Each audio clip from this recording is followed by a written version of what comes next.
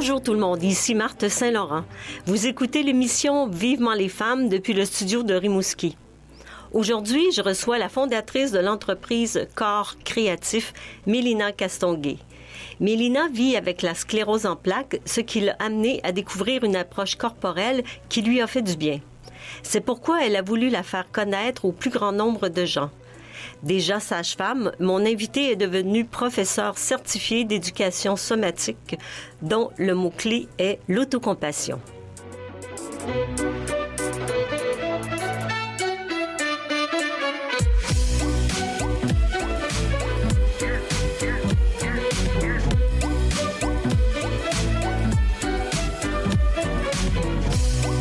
Bonjour Mélina Castonguay, bienvenue à Vivement les femmes. Alors Mélina, j'ai voulu vous recevoir parce que je connaissais pas du tout l'éducation somatique qui est au cœur de votre entreprise. Or, vous avez découvert cette approche parce que vous vivez avec la sclérose en plaques. Oui, tout à fait. Dans le fond, puis il y a beaucoup de gens qui découvrent cet univers-là, parfois par la douleur, par des maladies. Et ça fut une révélation pour moi. Puis c'est devenu vraiment une passion de découvrir l'univers de l'éducation somatique. Et à quel âge vous avez reçu le diagnostic? Donc, j'avais environ 27 ans. Donc, c'est avant d'avoir mes enfants. Donc, j'ai 2 enfants. On pourra en parler tout à l'heure. Oui.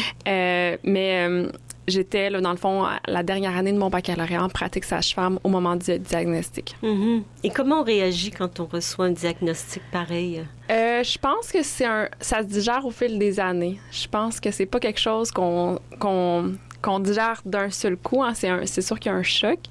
Il y a beaucoup de couches. Au début, je dirais que j'étais plus absorbée par l'annonce à ma famille. Ah, pour vrai? Paradoxalement, parce que moi, j'avais des symptômes, donc je me rendais compte qu'il y avait des choses qui fonctionnaient moins bien au niveau corporel, je pourrais en parler. Mais ça a été la première chose, c'est de me dire, j'ai dû me bâtir un peu une carapace au départ pour l'annoncer. L'annoncer à ses parents, c'est quand même difficile de dire, comme enfant, on veut pas faire de la peine à ses parents. Mm-hmm. Et ça a été la première étape. Puis le diagnostic, je le vis par étapes, c'est-à-dire à chaque fois qu'il y a une petite ou une moyenne mauvaise nouvelle, mm-hmm. Je revis finalement un peu cette adaptation-là par rapport à la perte de certaines capacités. Mm-hmm. Et quels sont les symptômes, justement? En fait, je vais commencer par le plus rude. En fait, je vais briser la glace. Donc, les premiers symptômes que moi, j'ai eus, c'est des symptômes d'incontinence. Donc, carrément, là, on plonge tout de suite dans la matière, mais dans le fond, au niveau urinaire et au niveau fécal. Et je prends la peine de le nommer en premier parce que c'est un symptôme qui est gênant, mais c'est aussi un symptôme qui est tabou. Et j'ai appris plus tard que c'est le premier symptôme en général chez les femmes. Et ça prend du temps à diagnostiquer, entre autres parce qu'il y a une certaine gêne de dire, là, j'ai une selle sans avoir la capacité de me rendre dans la salle de bain. Mm-hmm. Quand tu as 20 quelques années, c'est pas normal. Mais avant de dire, je vais consulter pour ce symptôme-là, c'est comme si on a besoin... C'est un problème intestinal, un problème, dans le fond, c'est ça. Je pense que comme être humain, on se dit pas qu'on vit avec une maladie. Donc, avant de se rendre à une évidence qu'il y a une problématique plus majeure, on cumule certains symptômes. Mm-hmm. C'est ça. Donc, ça, c'est un symptôme qui était présent. Et ce n'est pas présent chez les hommes, si je comprends bien. Dans le fond, la sclérose en plaques... donc, juste situé, il y a 3 femmes pour un homme qui va vivre avec la sclérose en plaques. Ah oui. Et ce que j'ai compris là, de ce que j'en connais, c'est vraiment chez les femmes, ça va être plus présent, là, ces symptômes urinaires fécaux. Et c'est aussi, je sais pas s'il y a d'autres enjeux comme la capacité la capacité d'en parler, d'ouvrir sur ça. Puis aussi, s'il y a une méconnaissance, parce que moi, j'avais consulté certains professionnels, acupuncteurs, d'autres professionnels autour de la médecine, je pourrais dire. Et il y a personne qui a allumé que c'est pas normal d'avoir des douleurs. Ces douleurs-là, j'avais des douleurs un peu dans le dos, tout ça, à cet âge. Donc, oui, 27 ans. Est-ce qu'il y a une espèce de statistique pour l'âge, justement? Oui, c'est ça. Dans le fond, la majorité des diagnostics pour les femmes vont être entre 20 et 40 ans. Ah, donc, j'étais vraiment dans un âge, souvent, les gens me disent, t'étais jeune, 25, 27 ans pour avoir la sclérose en plaques. Non, justement, c'est vraiment une maladie qui apparaît ou dont les symptômes se développent, sont apparents à cet âge. Est-ce qu'on connaît un peu la racine? Pourquoi? Oui, c'est ça. C'est pas tant génétique. On sait que les gens autour de l'équateur sont beaucoup moins affectés. Donc, la carence, par exemple, en vitamine D, on est dans un pays où l'hiver, on ne reçoit pas de vitamine D. J'aime ça aussi éduquer les gens sur le fait que même si tu vas dehors l'hiver, l'angle du soleil ne te donnera pas ta vitamine D. Donc, je suis quand même sensible à cette idée-là de ce supplément-là alimentaire et vitaminique. Et dans le fond, ça semble être géographique. Après ça, outre la vitamine D, j'ai pas plus d'informations, mais c'est quand même un point de départ important à considérer. Et puis tantôt, vous parlez de stade. En fait, il y a des étapes dans cette maladie. Oui, dans le fond, mais je parlais stade au niveau du deuil ou de l'acceptation. Mais il y a aussi, dans le fond, c'est une maladie auto-immune. Donc, c'est une maladie, c'est comme le corps qui s'attaque à lui-même. Et c'est une maladie dégénérative. Ça veut dire que on peut vivre des plateaux. Et tant mieux, la médication est là pour aider à maintenir. Mais c'est une maladie où on va tendre à perdre des capacités plus rapidement que la vieillesse habituelle. Et quand on parle de capacité, est-ce que c'est seulement corporel, comme avoir des douleurs dans le dos ou à marcher? Ça peut être variable. Donc, en fait... la vue et tout, est-ce qu'on perd ça aussi? Puis l'autre chose que j'aime partager, c'est que le premier symptôme de la sclérose en plaques, c'est la fatigue chronique. Parce que souvent, on voit la sclérose en plaques, on voit les gens en chaise roulante. C'est vrai que ça affecte beaucoup les membres inférieurs, mais la fatigue chronique, c'est très incapacitant et c'est aussi partiellement invisible. C'est comme vivre avec quand on se repose pas suffisamment, puis on a de la misère à se reposer aussi, c'est pour trouver des stratégies. C'est qu'on vit un peu comme avec un voile devant les yeux, finalement, qui vient nuire à notre capacité de se concentrer. Juste, par exemple, des choses comme conduire, ça peut être un défi pour quelqu'un qui a une maladie neurologique parce que ça demande beaucoup de concentration et lorsqu'on vit de la fatigue, on peut se sentir plus insécure dans ce type d'activité-là. Oui, absolument. Et est-ce que la méditation règle tout? C'est sûr que la capacité de gérer un peu nos pensées, nos émotions, en fait, d'éviter les pensées parasites, c'est sûr que c'est des choses qui vont nous aider à avoir une pensée aiguisée. Donc, pour la capacité à pouvoir effectuer des tâches avec concentration, effectivement, ça peut aider. Au niveau de la maladie en elle-même, j'ai pas de données sur la méditation puis l'évolution de la maladie, mais cependant, j'ai su cette année que l'activité physique espaçait les poussées. Donc, ça n'empêche pas qu'il y ait une évolution de la maladie, mais ça ralentit nettement l'évolution de la maladie. Donc, c'est sûr que c'est une voie encouragée pour les gens qui ont la sclérose en plaques. Et c'est aussi en même temps, paradoxalement, un défi, dans le fond, quand on a la sclérose en plaques, si on a un réservoir d'énergie qui est plus faible que la moyenne, bien, ça demande vraiment une certaine décision de dire « OK, je vais bouger dans ma journée ». Et c'est même recommandé, là, j'avais une discussion avec une kinésiologue, de bouger au moment où est-ce qu'on a le plus d'énergie. Ça demande, j'ai envie de dire, de l'audace, parfois de dire « ben moi, à 8 heures le matin, la chose que je vais faire, c'est de prendre du soin pour l'activité physique ». Ça demande un certain courage tout en combinant travail et gestion de la maladie. Ah ben oui. Et là, je vous amène tout de suite, en fait, qu'est-ce qui a été un élément déclencheur pour que vous découvriez, en fait, l'approche Feldenkrais. Oui, c'est ça, c'est quand pas même... évident. Oui, c'est pas évident à prononcer. Cette bonne, vous l'avez bien eu. Dans le fond, qu'est-ce qui m'a amené à le découvrir, finalement? Oui, c'est ça. Ben en fait, c'est... il y avait des stages donnés par Hélène Lévesque qui enseigne à Rimouski et elle donnait des ateliers sur la marche. Donc, c'est sûr que comme j'avais déjà, il y a en 2015, quand j'ai découvert cette approche-là des enjeux au niveau de la marche, c'est mon conjoint qui m'en a parlé, puis je me suis inscrite, puis ça a été rapidement un coup de cœur parce que je pouvais retrouver de l'aisance et même de la grâce dans le mouvement grâce à des activités qui étaient simples. C'était une vraie découverte.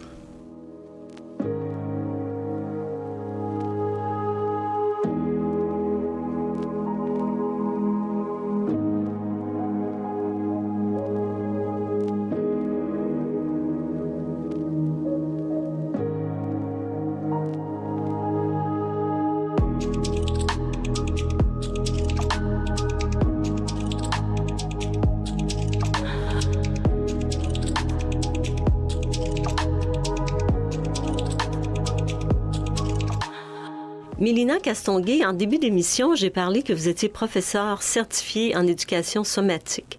Alors, parlez-nous de cette approche. Qu'est-ce qu'elle vous a apporté? Qu'est-ce que c'est? Qu'est-ce qu'elle vous a apporté? Je vais vous en parler avec plaisir de ce que ça m'a apporté. Je commencerai peut-être par définir qu'est-ce que l'éducation somatique pour les nouvelles personnes. Je reprends en fait une citation en fait d'Yvan Joly et d'Odile Rouquet, qui sont professeurs d'éducation somatique, qui ont été des élèves de Moshe Feldenkrais. On pourra en parler tout à l'heure. Alors, l'éducation somatique, c'est le champ disciplinaire d'un ensemble de méthodes qui ont pour intérêt l'apprentissage de la conscience du corps vivant, ce qu'on dit le soma, en mouvement dans l'environnement.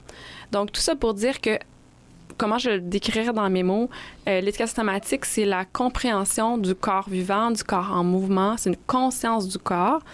Et il y a deux mots dans l'éducation somatique. Donc, il y a le mot éducation, puis c'est ce qui permet de distinguer cette approche-là de beaucoup d'autres approches corporelles. C'est qu'on vise à soutenir l'apprenant, la personne qui suit un cours, dans sa compréhension d'elle-même. Donc, on ne vise pas nécessairement une pratique pour achever un mouvement précis, particulier. On est plus dans le jeu, dans l'exploration, dans la compréhension de soi. Il n'y a pas un bon ou un mauvais mouvement. On est davantage concentré sur l'observation de soi. Et somatique, ça veut dire le corps vivant, le corps en mouvement. Mm-hmm. Mais qu'est-ce qui distingue, parce que vous parlez beaucoup de mouvement, qu'est-ce qui distingue cette technique, cette méthode du yoga ou du tai chi? Oui, c'est ça. Comme je disais un peu, c'est l'aspect éducation. Et c'est, par exemple, dans une séance, on s'intéresse pas... Je vous donne un exemple concret, rapidement. La dernière séance que j'enseigne à des gens qui ont la sclérose en plaques. Puis, à la fin de la séance, une personne me dit « Pourrais-tu nous dire quand il faut inspirer et quand il faut expirer? » J'ai dit « C'est un excellent exemple de qu'est-ce que l'éducation somatique. » Donc, par exemple, en yoga, parfois, on a un moment où on doit inspirer. Par exemple, on lève le bras, on invite une inspiration, on baisse le bras, on invite une expiration. Si on faisait la même chose en éducation somatique, ce qu'on ferait, c'est on dirait aux gens, faites ça. Levez le bras en inspirant, faites une pause, baissez le bras en expirant. Et là, c'est là que le travail commence. On dirait, cette fois, faites l'inverse. Levez le bras en expirant et inspirez en descendant le bras. Les gens sont souvent confus sur le coup, et quand les gens sont dans le flou, dans la recherche, je leur dis, vous êtes exactement en train de faire le travail qu'il faut. Parce que en éducation somatique, on s'intéresse aux habitudes. Et les habitudes sont vraiment... Comment dire, elles sont très ancrées en nous parce qu'on peut les répéter pendant des dizaines d'années sans même les remettre en question. Est-ce qu'on peut dire qu'on défait? Effectivement, dans le fond, on a un travail neurologique, on travaille avec la neuroscience, on veut en fait brouiller les cartes volontairement afin de se permettre de réexplorer. Parce qu'on a perdu un peu comme adulte cette capacité-là de dire, je vais m'amuser moi à lever mon bras puis à découvrir comment je pourrais lever mon bras à 30, 40, 50, 60 ans. Et au-delà. Donc, il y a toutes sortes de techniques qu'on utilise. Dans le fond, ce brouillage de cartes-là, la différenciation des mouvements, puis de refaire autrement. Oui, ça, on va voir un peu plus tard. C'est quoi, dans quoi consistent les cours que vous offrez? Oui. Ça, on va y aller plus tard. Et qu'est-ce que ça vous a apporté? Si vous aviez une image du avant et du après, cette technique, dans votre corps et aussi dans votre façon de penser? Assurément, la bienveillance envers moi-même, puis aussi l'apprentissage de la lenteur.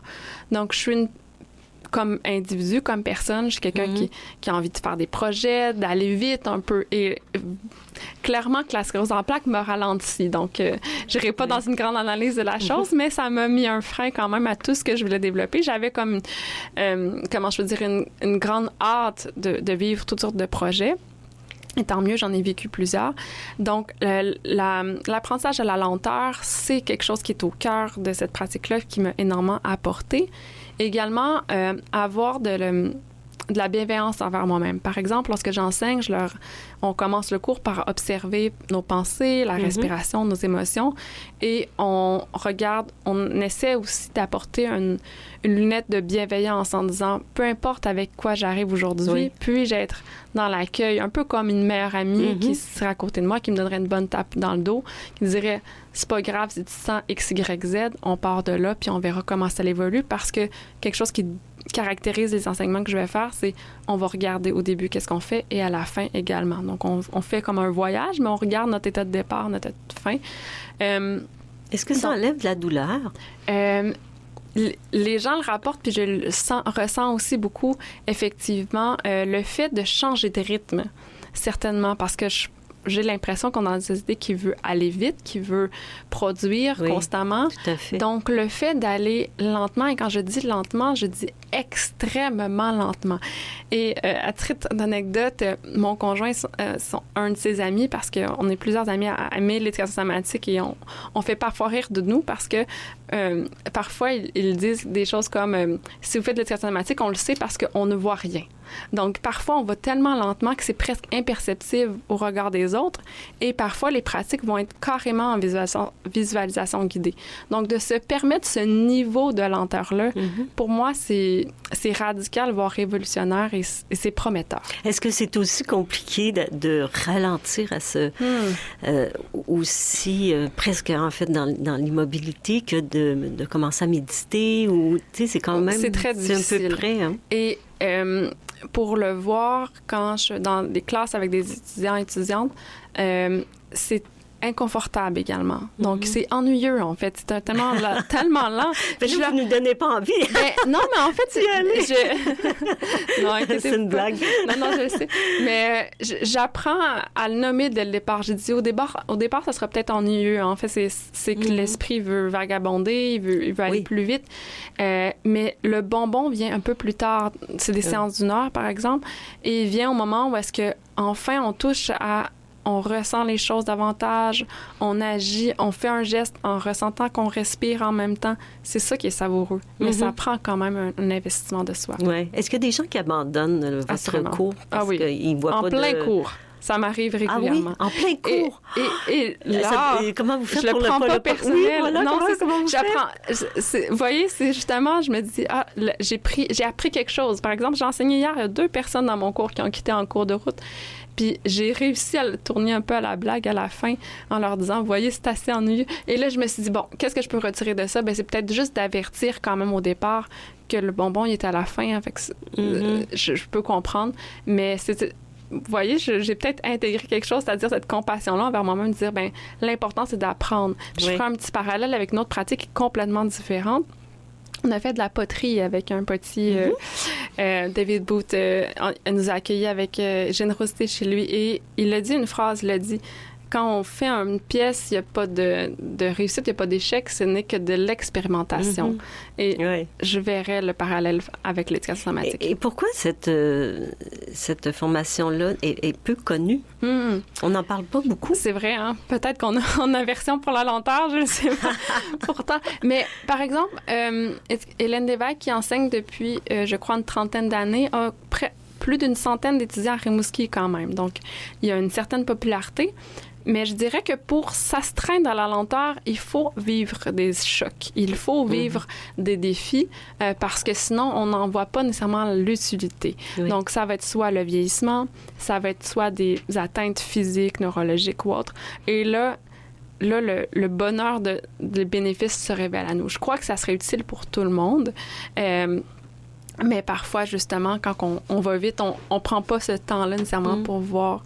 Et en combien de temps à peu près? Combien de cours on peut voir un petit résultat? Ou... On peut vivre un cours de 5 minutes et être habité par ça pendant des années. Je suis convaincue. En fait, j'ai certains partages, certaines réflexions. J'ai des amis qui m'ont dit, je fais pas tes cours, mais ça me travaille quand même. Toute cette conscience-là de travailler avec moins d'efforts pour plus de résultats, d'utiliser des leviers, par exemple, c'est, selon moi, prometteur aussi dans un autre axe, puis je n'irai pas seulement très loin là-dedans, mais tout l'axe au niveau du travail également.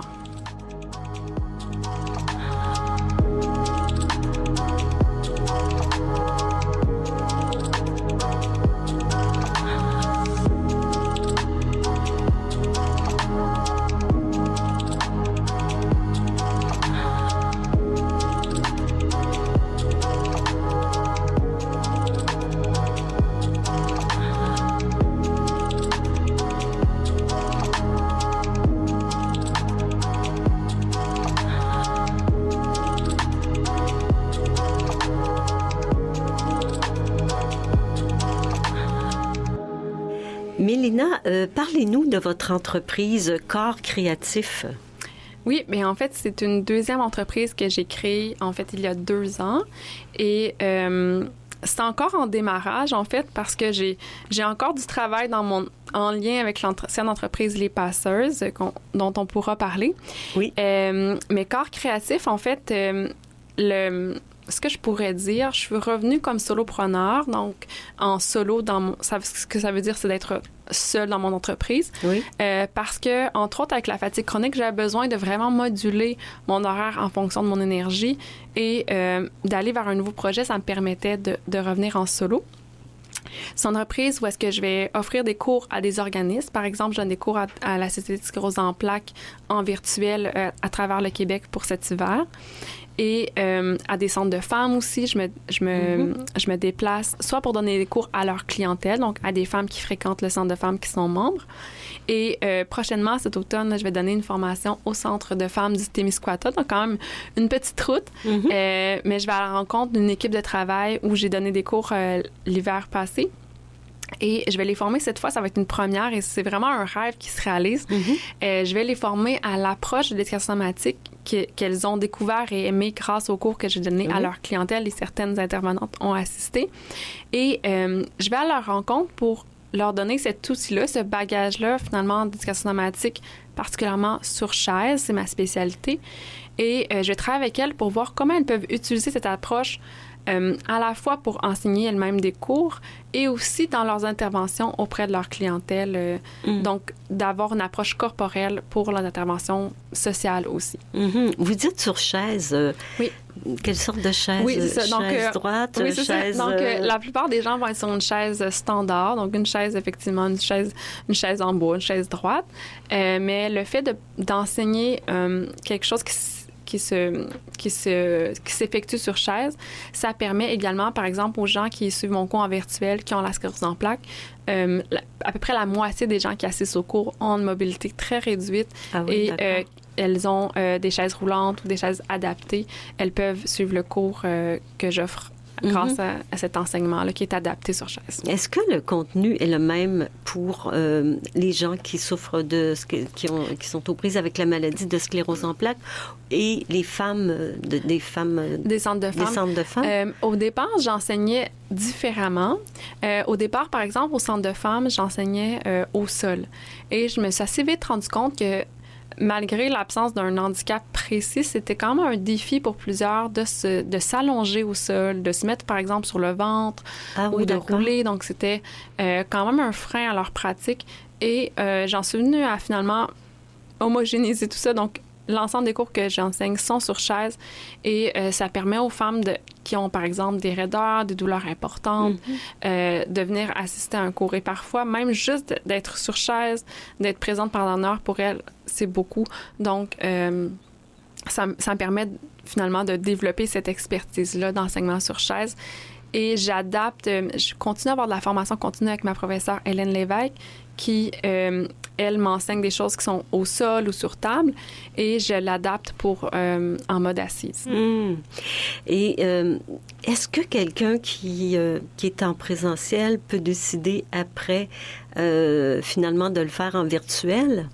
Pas encore. En fait, c'est dans mes projets, là, finalement, d'avoir une bibliothèque, finalement, d'exercices sur chaise en différé. La bonne nouvelle, c'est que j'ai pas encore eu le temps de développer parce que j'ai plusieurs demandes. Donc, ce qui est très populaire en ce moment, c'est davantage le direct. C'est vraiment le direct, soit en virtuel et dans les centres de femmes. Et il y a une valeur, finalement, à la présence, au fait que j'observe les gens, que je peux répondre à leurs questions. Donc, je réponds davantage aux besoins, je crois, pour l'instant, de cette façon-là. Oui, c'est ce que je me disais. Est-ce que c'est pas difficile d'enseigner cette technique-là en virtuel? Assez facile, en fait. Bon? Je pense qu'on s'est habitué. Il y a aussi l'expérience, en fait, avec les passeuses. On a enseigné à près de 500 personnes en mode virtuel, parce que nous, on a démarré une entreprise en plein hiver COVID. Donc, on pensait donner des formations présentielles. On s'est rapidement tourné de bord, comme on dit, mais on a donc enseigné pendant 3 ans en mode virtuel et on finit par développer certaines stratégies pour voir, malgré que l'écran, ça soit plus limité qu'en personne, quand même saisir le non-verbal. Ça reste très parlant. C'est plus fatigant pour les apprenants et pour l'enseignement. En même temps, ça permet aux gens de ne pas avoir à se déplacer parce que ce n'est pas toujours simple. Par exemple, aujourd'hui, il y a des gens qui ne sont pas capables de se déplacer juste avec la neige, par exemple. Ça rend ça complexe. Et est-ce que vous avez un studio, en fait? C'est ma chambre. Donc, carrément. Mais en même temps, c'est vraiment un mur blanc et c'est vraiment, comment je peux dire... presque une façon de vivre, je dirais. Ma chambre, mon bureau, mon enseignement se déroule... Évidemment, je n'enseigne pas dans mon lit, là. J'ai quand même... Il y a un d'un côté, il y a mon bureau de l'autre. Mais c'est comme, je dirais, ma façon de pouvoir me transporter dans un univers qui est assez minimaliste. Ma chambre est en mode minimaliste. Et je dirais que je connecte avec le vécu de la sclérose en plaques. C'est pour moi une façon de connecter, de faire face à un deuil qui était le deuil du voyage. Hein. Ça nous amène sur autre chose, mais je fais juste une petite parenthèse. On parlait des deuils au début. Oui, c'est ça, exactement. Absolument. Et j'ai aimé voyager avant d'avoir un diagnostic. Et pour moi, le voyage, c'est de se déplacer avec un pack-sac, d'avoir peu d'objets, d'avoir une simplicité dans ce qu'on possède. Et le fait d'avoir une petite chambre simple, je dirais minimale, me permet de jumeler tout ça tout en étant à l'aise et confortable. Et parlez-nous de l'autocompassion, Mélina. Oui, tout à fait. Bien, ça me passionne et j'ai travaillé cet automne. J'avais moins de contrats précis. J'ai travaillé sur un livre, en fait. J'ai un livre qui est en cours d'écriture qui s'appelle L'autocompassion par l'éducation somatique. Donc, c'est 30 exercices sur chaise à faire de chez soi. Et ça a été un extraordinaire exercice, surtout de trouver le titre. Donc, ça a pris du temps avant de trouver le titre. Et c'est devenu une évidence. Et quand je l'ai dit à mes amis, c'est l'autocompassion qui est au cœur de ce que je veux faire. Mais elles m'ont dit évidemment. Et ça vient connecter aussi avec mon vécu de sage-femme dont on pourra parler. Oui, absolument. Et est-ce que vous croyez que l'autocompassion, c'est la même chose qu'au début, vous disiez, j'ai développé de la bienveillance avec moi par cette technique? J'avoue que j'utilise les deux de façon... synonyme? Ben, pas exactement. Dans le fond, la bienveillance, on parle de la bienveillance pour l'ensemble. L'autocompassion, mais le mot « auto » vient dire qu'on la dirige vers soi. Je trouve que c'est très puissant et c'est très parlant. Quand on dit autocompassion, on comprend tout de suite qu'on parle de compassion vers soi.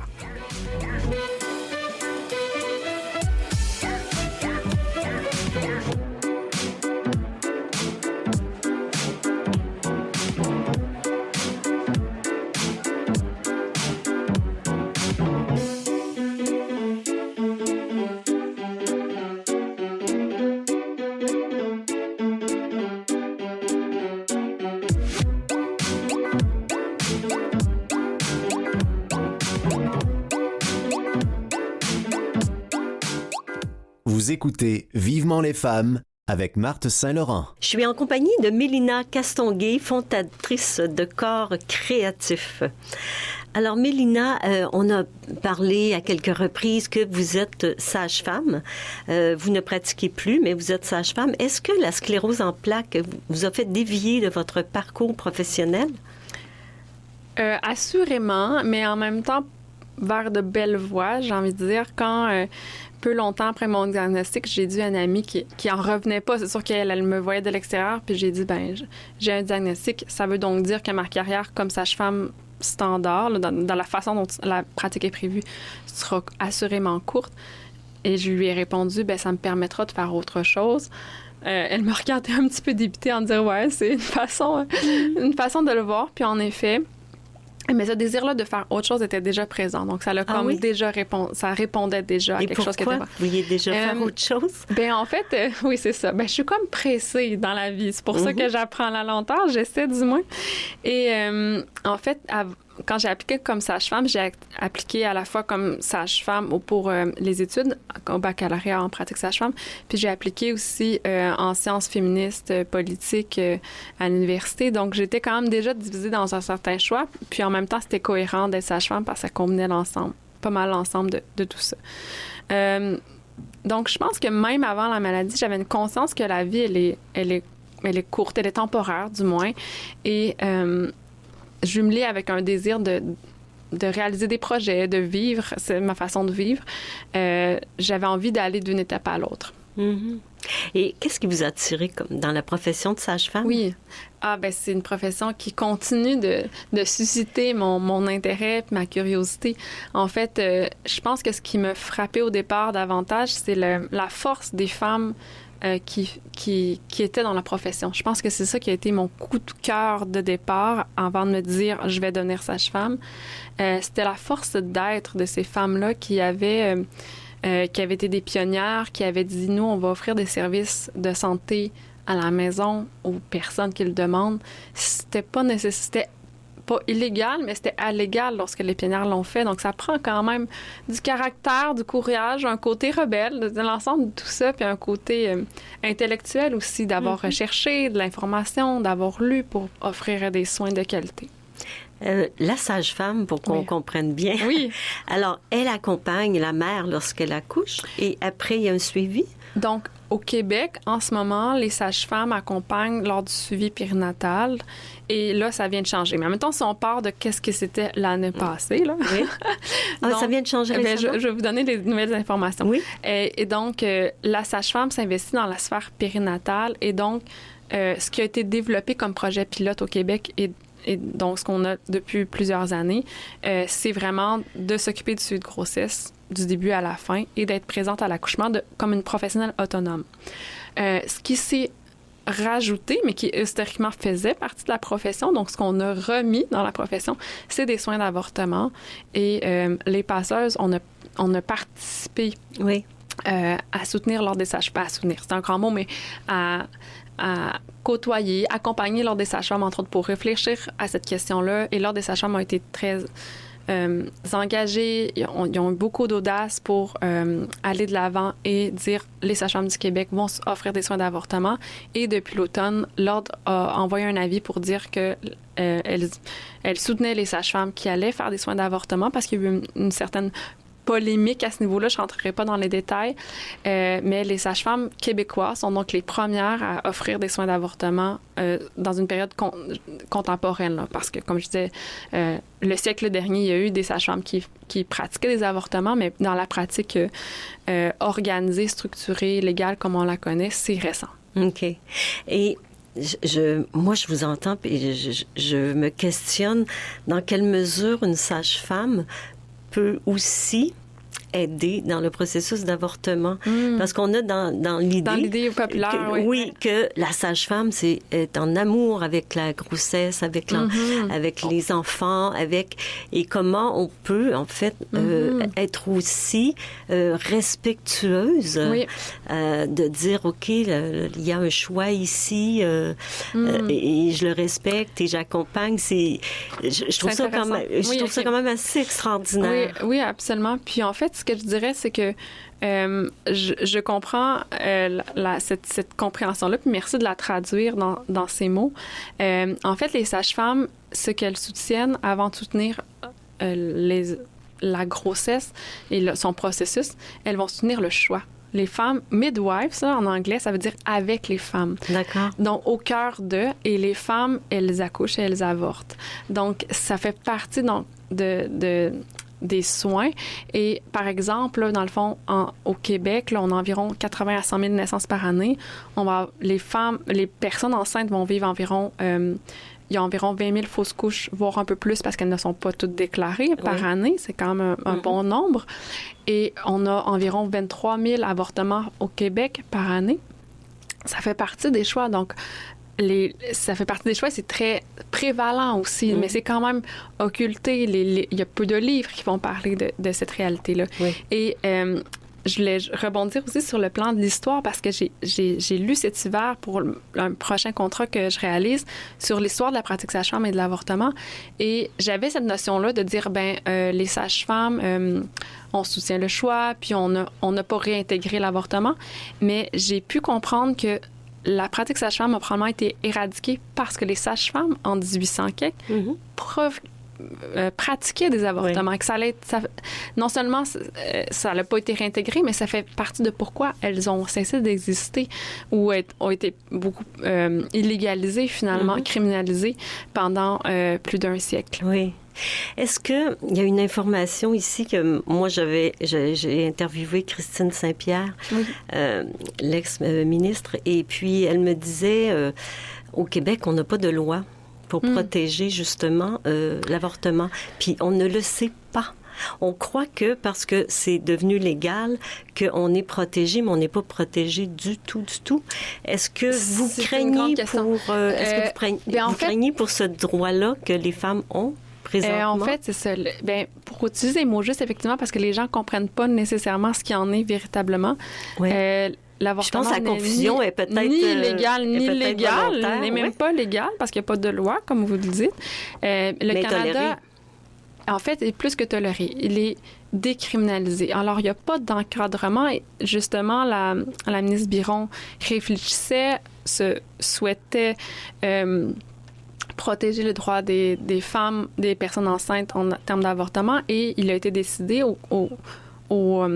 après des consultations, entre autres des groupes féministes et des groupes qui connaissent bien la question de l'avortement, qu'il n'y aurait pas non plus de loi. Ça a été la demande des groupes féministes au Québec parce que les lois sont très faciles à changer. Les lois viennent aussi mettre un cadre et une fin. Et au Québec, on peut avorter du début à la fin de la grossesse et c'est le plus grand droit qu'on peut avoir. Mélina, on doit mentionner par contre que vous êtes toujours consultante au sein de l'Association des sages-femmes. Qu'est-ce qui vous retient là alors que vous ne pratiquez plus? Oui, effectivement. En fait, je suis consultante pour l'Association canadienne des sages-femmes et c'est un contrat qui est passionnant. En fait, je soutiens les sages-femmes dans ce réinvestissement de pratique-là au niveau de l'avortement.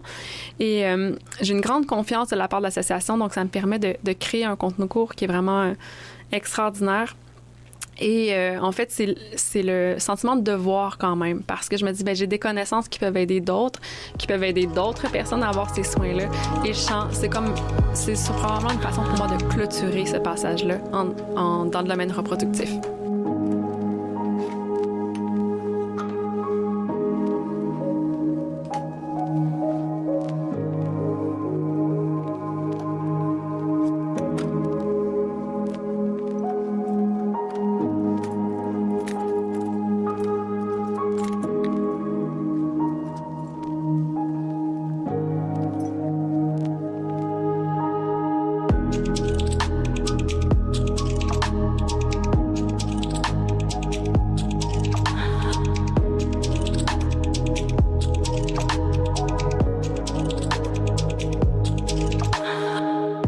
Vous êtes native de Montréal, Mélina. Et dans quel terreau avez-vous grandi? Parlez-nous de vos parents. Avez-vous des frères, des sœurs? Oui, j'ai des frères et des sœurs, donc je suis l'aînée de 6 enfants. Donc, je viens d'une famille, je dirais, tissée serrée. Et j'ai vécu à Montréal jusqu'à l'université, finalement. Et ensuite, j'ai rencontré mon conjoint. Donc, vous avez terminé l'Université de Montréal, c'est ça? Dans le fond, c'est l'Université du Québec à Trois-Rivières. Et lorsque j'ai commencé l'université, je suis déménagée. Ça a été toutes sortes de voyagements, Montréal, Sherbrooke, Trois-Rivières. C'est un bac qui nous fait voyager. Oui. Et puis, qu'est-ce qui vous a amené dans le Bas-Saint-Laurent, en fait? Oui. En fait, mon conjoint et moi, on était très passionnés de l'engagement militant ensemble et on a participé à la marche contre les gaz de schiste. Donc, il y a eu une marche en 2011, de Rimouski jusqu'à Montréal à pied. Donc, on était un groupe, on était une trentaine de personnes. On a fait 730 quelques kilomètres parce qu'on a fait un détour par la vallée du Richelieu. Et à ce moment, comme la marche partait de Rimouski, on a rencontré les gens de Rimouski. On a vraiment eu un coup de cœur pour la familiarité, la proximité qu'on peut avoir avec les gens engagés du Bas-Saint-Laurent. Mm-hmm. Donc, c'était ça votre motivation? Il y a 10 ans pour venir vous installer ici? Oui, absolument. Donc, de découvrir ces gens-là, on avait envie aussi de voyage. Au départ, on voulait, en fait, quand j'ai rencontré mon conjoint, il me dit, ben c'est bien dommage, t'as l'air d'une très belle personne, mais moi, j'allais partir en voyage. Et j'ai dit, je pars! Donc, quand on a trouvé quelqu'un qui nous plaît, c'est ça, j'ai resté avec cette idée-là. Et, est-ce qu'il est parti? Donc, on est partis ensemble. Et on a entamé notre voyage par cette marche-là. On avait comme désir de marcher jusqu'en Inde. Ça se serait pas fait. On ne s'est pas rendu jusqu'en Inde, mais on a marché Rimouski-Montréal et ensuite on est revenu à Rimouski. On a habité on a fait un travail maraîcher un peu et puis c'était surtout cet engagement social-là qui était notre point de départ ensemble. Puis il continue de l'être. On continue d'être engagés comme on peut dans notre communauté. Et le Bas-Saint-Laurent, qu'est-ce que ça vous apporte justement au niveau de l'engagement? Est-ce que vous avez observé que les gens sont plus engagés dans le bas du fleuve? On le vit peut-être différemment là, avec une famille, 2 enfants. Oui. Il faut adapter les choses. Mais au départ, c'était très central et on sentait beaucoup que c'était comme un grand village, contrairement à Montréal, où il y avait un certain anonymat, où est-ce que, évidemment, il y a des occasions de s'engager, mais on aimait le côté de se déplacer en ville et de rencontrer par hasard des gens qu'on côtoie. C'est des choses qu'on appréciait, puis on avait l'impression d'avoir à peu près tout ce qu'on avait besoin, outre d'être quand même loin de nos familles qui sont restées, elles, à Montréal, pour la plupart. Et mon frère est déménagé à Rimouski. On est fort heureux. C'est lui qui garde les enfants. Ah oui, d'accord. Et il a fait le grand déménagement pour se rapprocher. Donc, quand même de la famille ici. Et donc, ça a été un coup de cœur d'engagement, puis on continue d'être engagés comme on peut, mon conjoint et moi, de la même façon. Et vous êtes mariés, je crois. Oui, c'est ça, on s'est mariés. Vous êtes mariés ici, à Rimouski? Après mon diagnostic, donc on en parlait un peu à la pause, mais je salue quand même son engagement parce que c'est quelqu'un qui a eu quand même une hésitation d'aller vers cet engagement-là parce que c'est vraiment mon conjoint quelqu'un d'engagement. S'il dit quelque chose, il va le faire. Oui. Moi, je me désiste plus facilement et je suis honnête à ce niveau-là. Mais il est resté engagé et il avait conscience de mon diagnostic avant cet engagement-là amoureux. Puis on fait aussi au niveau d'avoir des enfants. Il a embarqué, il a fait le saut avec moi malgré les défis qui nous attendaient. Oui. C'était quoi les défis? Est-ce que vous voulez en parler? Oui, c'est ça. Je le nomme quand même parce que... durant la grossesse et même maintenant, vos enfants ont quel âge? La grossesse, là, c'est extraordinaire. Pour quelqu'un qui a la sclérose en plaques, c'est merveilleux parce que ça met une pause à la maladie. Donc, on ne sent pas les symptômes.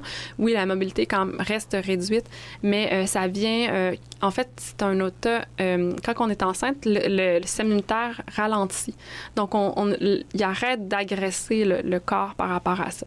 Donc ça, la grossesse, ça a été super. Puis c'était ma zone de confort. J'ai pu accoucher à la maison 2 fois. Ah oui, d'accord. J'ai pas pu être accompagnée par des sages-femmes, mais j'ai quand même accouché à la maison. Et... c'est plus la suite de vivre avec la sclérose en plaques, d'être limité. Quand un enfant de quelques années, donc mon plus jeune a 5 ans, quand il n'écoute pas, ben je peux pas courir après. Donc, il faut trouver d'autres méthodes, d'autres stratégies pour quand même le garder dans une sécurité, malgré qu'un enfant, c'est normal, ça ne veut pas toujours écouter. Et votre fille a quel âge? Alors, j'ai 2 garçons. Ah, 2 garçons, donc, je croyais. Je sais pas pourquoi j'ai dans la tête Mika, un garçon. Le plus vieux s'appelle Mika, donc ça peut être... non, je savais pas leur nom. Non, je savais pas leur nom. C'est juste dans la tête, je me souviens un garçon, une fille. Le deuxième s'appelle Naël. Il a 5 ans, donc 9 ans et 5 ans.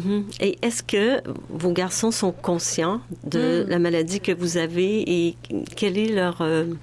Est-ce qu'ils ont de la compassion ou pour eux, c'est normal? C'est vraiment intéressant comme question. Et quelqu'un m'avait dit, je ne saurais pas retracer qui, mais quand j'entamais cette grossesse-là, quand on a fait le choix peut-être d'avoir des enfants, qui disaient l'enfant comprend d'une certaine façon quand même la limite véritable du parent.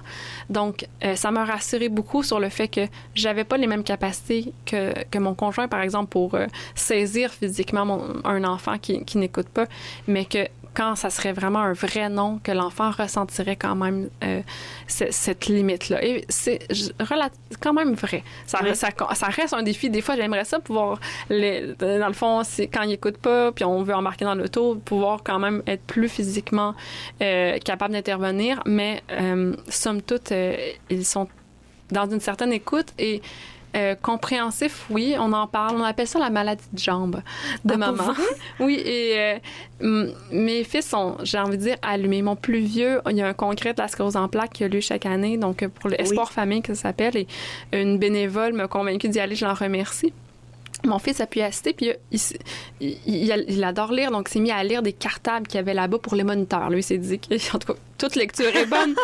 Puis là, l'autre fois, j'ai dit, est-ce que tu sais, Mika, c'est quoi le premier symptôme de la sclérose en plaques? Puis il dit, oui, maman, je l'ai lu dans le cartable, c'est la fatigue. Donc, lui, il a quand même à 9 ans une compréhension qui est là, et on travaille sur cette compréhension-là. Et l'enfant de 5 ans, ben je pense qu'il nommerait pas, mais je pense qu'il comprend d'une certaine façon. Puis, assurément que j'ai plus de limites. L'autre fois, comme blague, je pourrais dire, je vais le chercher à l'école parce que c'est un plaisir pour moi de le retrouver à la fin de la journée. Et j'avais pas pris ma canne, je pense que j'étais gênée de l'utiliser ou quoi.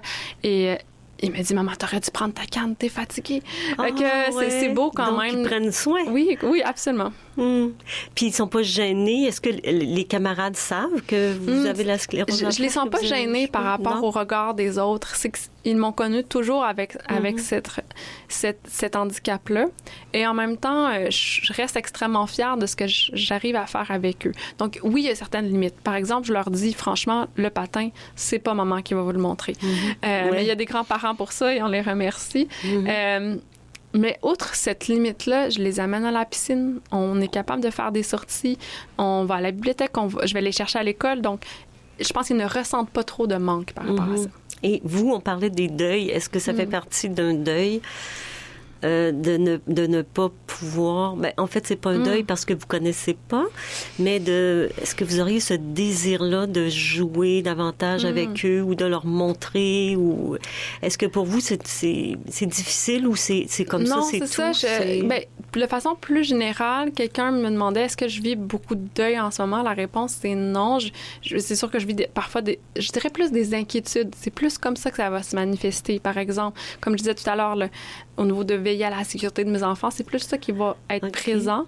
Mais on est aussi capable de communication. Donc, avec mon conjoint, par exemple, on essaie de déterminer des règles qui sont respectueuses de ses capacités et des miennes pour qu'elles puissent correspondre aux deux parents.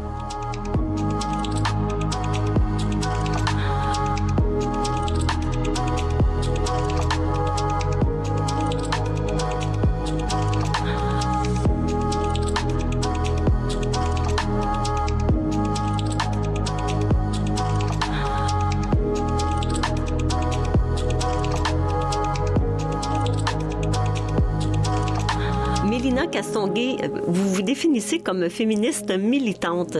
Comment s'exprime votre militantisme? C'est intéressant. J'avais oublié que je me définissais comme militante, mais je pense que je le respire quand même. Féministe, assurément. Donc, si on commence par le premier mot, je me définis comme féministe et pour moi, une des valeurs les plus importantes, ça va être l'égalité. Et c'est très présent dans ma vie au quotidien. Donc, par exemple, c'est une discussion que mon conjoint et moi, on a, l'importance de l'égalité. Et j'ai le bonheur d'être avec quelqu'un qui comprend vraiment, véritablement l'égalité. Pour moi, c'est sûr que c'est à négocier, renégocier de part et d'autre. Mais c'est vraiment important à plein d'égards. Et pour moi, c'est une voie de liberté, le côté féministe, le côté soutenir la gentilité, donc le pouvoir d'agir des femmes.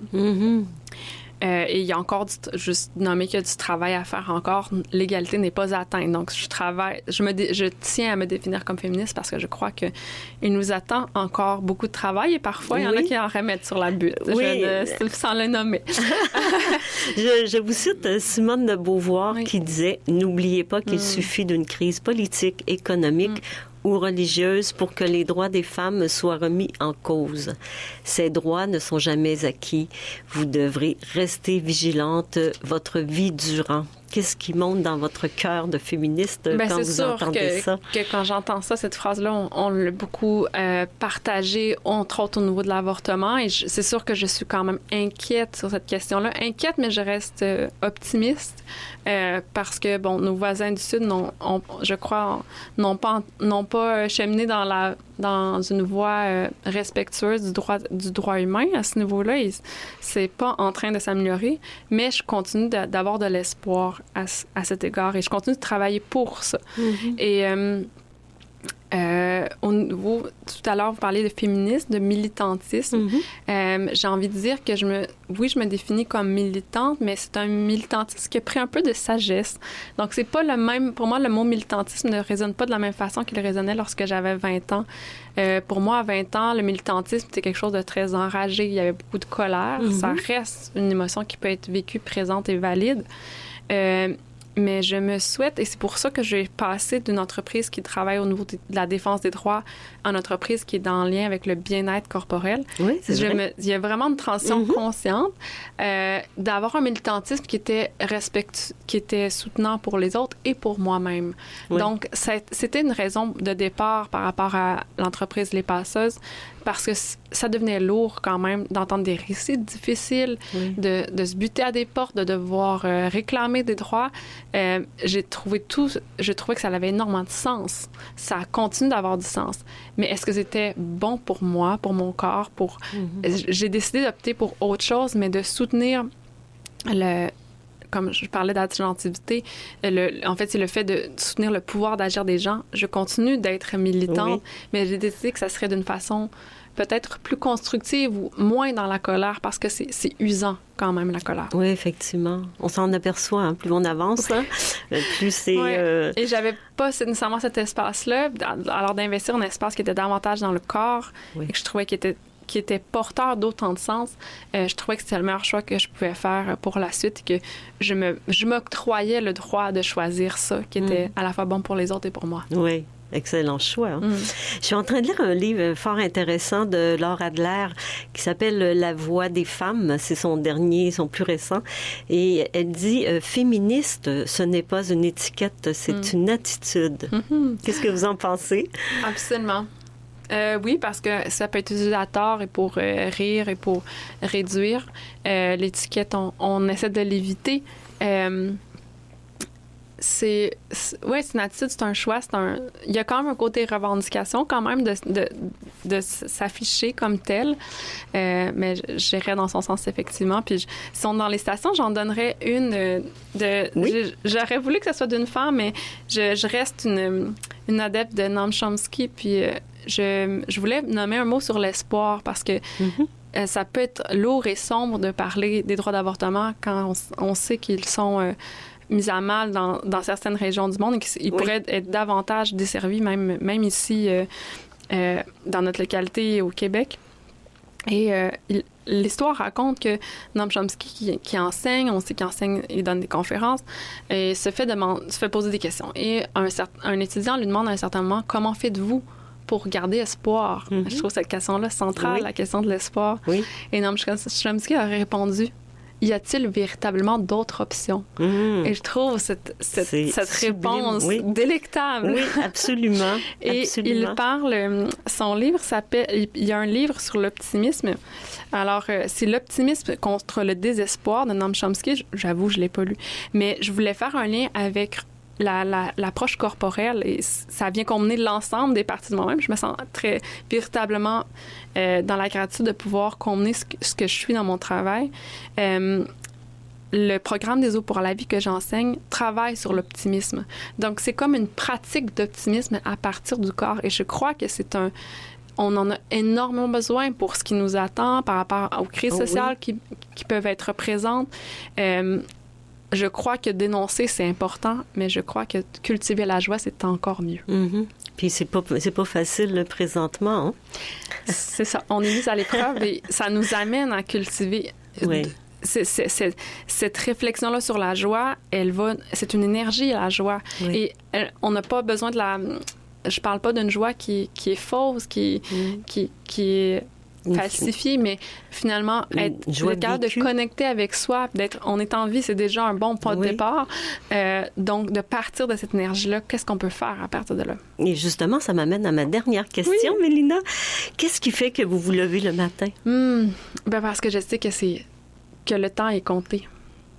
Oui. Et c'est émouvant. J'espère pouvoir faire le meilleur usage de mon temps. Et parfois, on parlait d'autocompassion puis de bienveillance. Je vais être honnête, parfois, je me juge d'être dans l'anxiété, dans le stress du temps qui court. Mais je me considère chanceuse d'être consciente que le temps, il passe et que nous avons un choix. Chaque matin qu'on se lève, quelle journée m'attend, qu'est-ce que je choisis de faire. Et de ne pas attendre. Certaines amies m'ont conseillé à un moment donné de prendre une job stable. Vous voyez le portrait? Oui. Là, je patauge dans l'incertitude, parfois, même financière, mais cette réitération-là de je veux faire ce qui est important pour moi, elle est cruciale. Un immense merci, Mélina Castonguay, d'avoir accepté notre invitation. Quelle belle finale. Alors, notre émission prend fin ici. Merci à toute l'équipe. Mathieu Tessier à la mise en onde, Lynn Roy à la recherche, Jean-Sébastien Laliberté, chef diffusion technique. Ici Marthe Saint-Laurent qui vous dit à très bientôt.